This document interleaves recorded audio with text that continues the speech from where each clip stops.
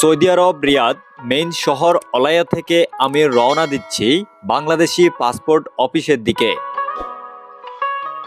Passport office Saudi আরবের বাতা মার্কেটে অবস্থিত। মেইন শহর থেকে পাসপোর্ট অফিসের দূরত্ব প্রায় 30 কিলোমিটার।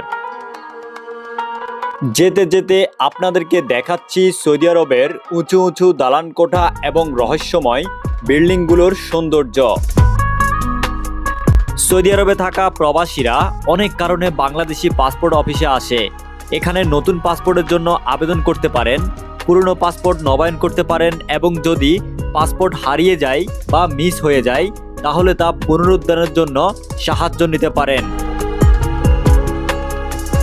এছাড়াও শিশু বা নতুন জন্ম হওয়া সন্তানের পাসপোর্টের জন্য আবেদন করা, নাম পরিবর্তন বা ঠিকানা আপডেট করাও এখানে সম্ভব।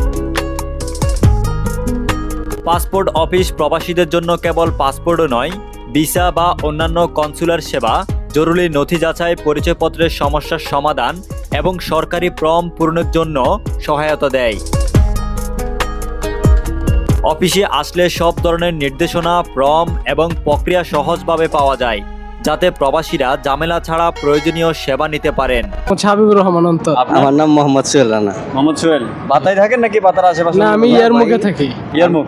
এখান থেকে কত টাকার ভাড়া? 50 টাকা, 40-50 রিয়াল। বাতায় কি রেগুলার আসা হয়? না, রেগুলার আসা হয় না, অনেকদিন পরে আসছে আর কি। আজকে কেন আসছেন? পাসপোর্টটা রিনিউ করার জন্য। পাসপোর্ট অফিসে? পাসপোর্ট